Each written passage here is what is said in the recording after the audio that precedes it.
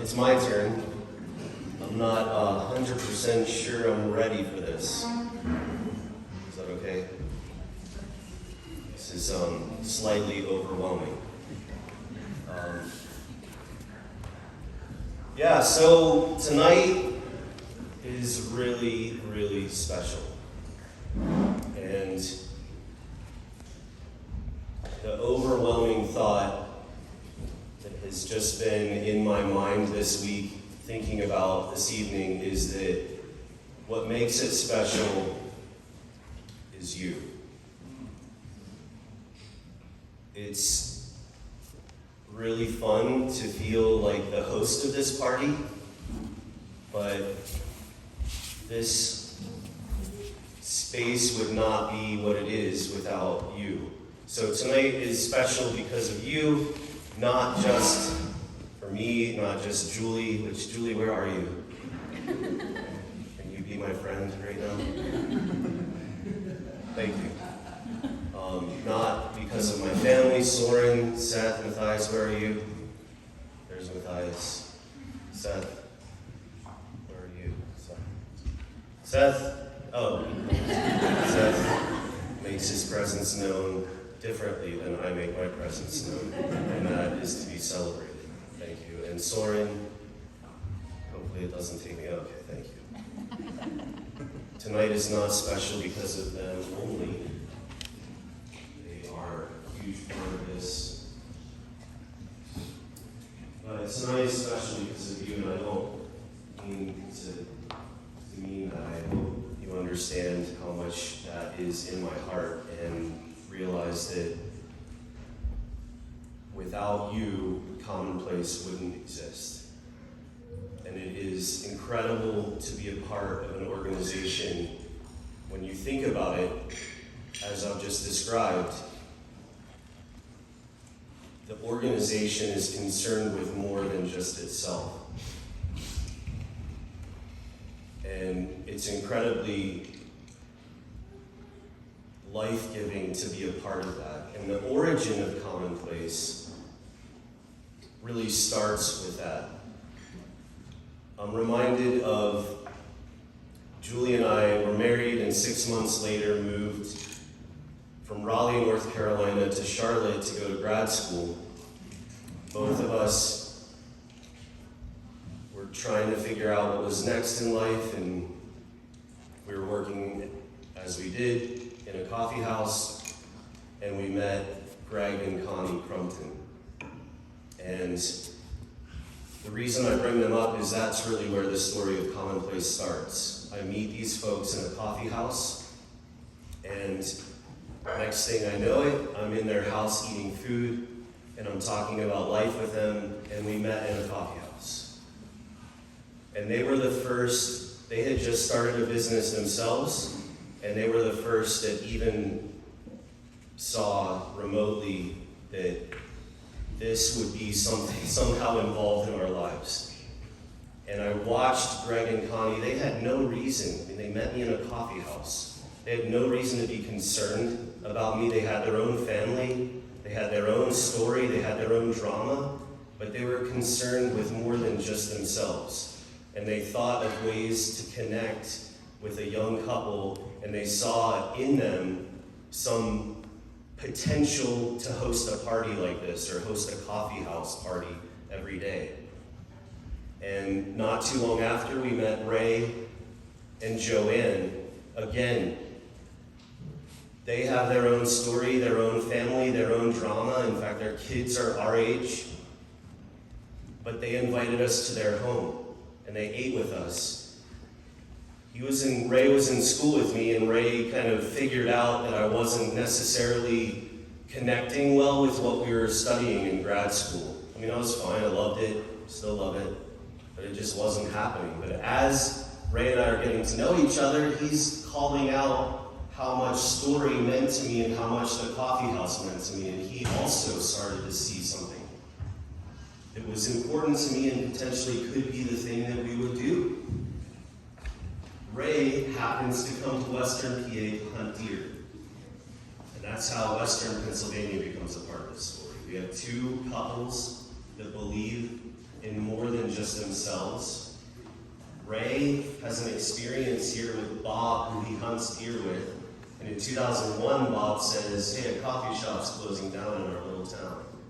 And in 2002, Ray's again hunting, and Ray calls me and says, TJ, these folks in Indiana, Pennsylvania want to open a coffee shop, but they don't know about coffee. Will you just go help them? It's the first part of the story. Now Julie and I are finished with grad school, living in a Volkswagen van. Sorry, Mom. I'm sure that wasn't one of your prouder moments of me. It was really weird because just a couple days before Ray called, which again, why would Ray care? Ray's got kids. Why would they invite us to their home? We met in a coffee, well, yeah, I met him at school, but we hung out in the coffee shop.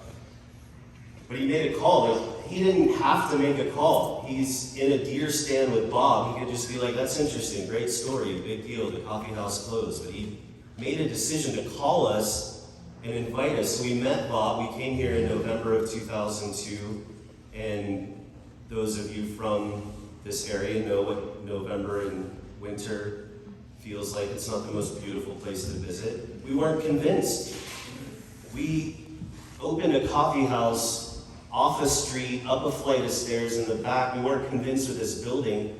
Any of you been in this space before they removed the carpet? You remember that? Imagine the first time we walked in this space. It didn't seem like this was happening.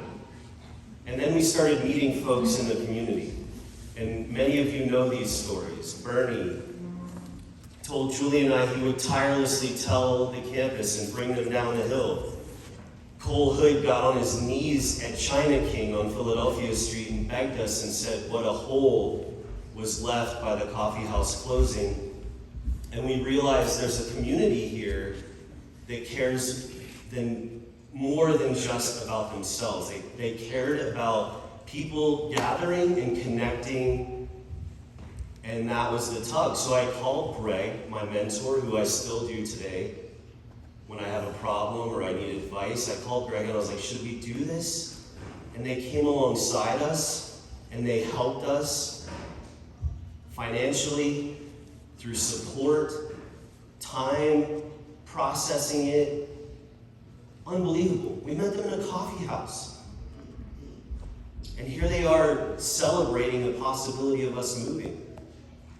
29 years ago, I remember the first time I walked into a legit coffee house. It was on Hillsborough Street in Raleigh, North Carolina. It was called Cup of Joe. Dan, where are you? Dan. Dan was looking them up earlier. I walked into a space with crazy, diverse people. Not crazy people, crazy how diverse they were.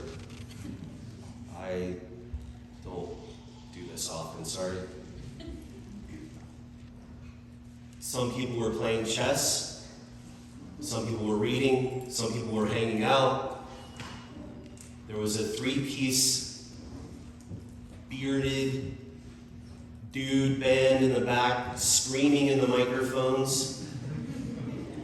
And there was a roaster in the space. I mean, it was unbelievable. And I knew it was a special moment. I would love to go back to 19-year-old TJ and tell him that this was the future and that I would be able to host a party just like that. And I'd be able to serve people just like I got served that day. A really fun drink. Guess what drink it was, Dan? Probably.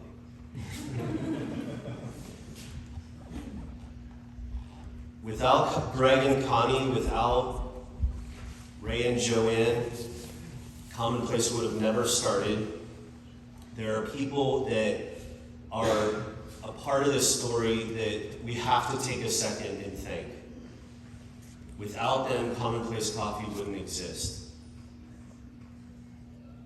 Greg and Connie, Ray and Joanne, thank you. Thank you for seeing something. Thank you for doing something in seeing it and believing in us. raised in Africa right now, asked me after why he believes in things bigger than himself and his family, and he looks at his community. Greg is caring for his wife. He was supposed to be here tonight, but she had surgery yesterday, so sadly they can't be here. But some people are here that we can thank. If you guys don't mind me talking for a few more minutes. I know this is the real reason we're here, but I just need to paint one little quick picture. Dan Croce, are you here? Yes. Dan. Without Dan Croce, Commonplace Coffee would not be what it is. Dan, thank you. Bobby, Lauren, so fun to work with you. Thank you. Charity. We met Charity just a couple days after we opened, and she was so kind to take 26-year-old TJ. Man, I had so much to learn. Charity, thank you for being patient with me and helping. And man, not afraid to tell me when I am wrong. Todd, you get that too? Oh yeah. Charity's become one of my best friends. She has helped us in so many different ways in Commonplace. Commonplace would not be who it is without you. Nancy. Where's Nancy? On the floor. Nancy, thank you. For those of you that don't know, Nancy was our first manager. One of the first ever employees. Laura's here too. Laura, where are you, Laura? Hey, Laura. Laura, I can't believe you came. That was so sweet. Thank you. Laura gave us, Julie and I, Soren was tiny, still in a little car seat. Laura gave us our first vacation. She worked, wait, do you even remember how many hours you worked that weekend? You remember that? Oh yeah. I was so scared. It was, yeah, it was hard to leave. You know? I was starting a party. I didn't want to leave the party. But thank you. Like, I was so exhausted. Who am I forgetting? I want to talk about the managers, folks that host the parties at the coffee houses. Allison, where are you, Allison? Thanks.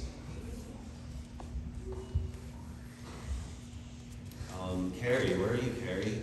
I know you're not the host of a coffee house party, but do you know Carrie let us move in her house because the day before Seth was born, Seth, 15-year-old, a car ran into our house and we couldn't take our baby home. And Soren was 3 and Carrie was, I guess, well, Bill, you had something to do with it too, right? Carrie manages our bakery in Indiana. Unbelievable. Dear friend, Carrie, thank you for letting me be silly sometimes, and thanks for all your help. And oh man, she brings me so much joy through lots of different food and friendship. She's a great friend. Al, thanks so much for believing in the mission of Commonplace. Sometimes Allison believes in the mission of Commonplace more than I do. And sometimes she reminds me, I don't know if you guys have learned this lesson yet or not, but she reminds me almost daily that those hard moments in life are worth it for moments of connection and moments like this, right? So thanks for that, Al. I want to call out our managers in Pittsburgh, Trey, Josie,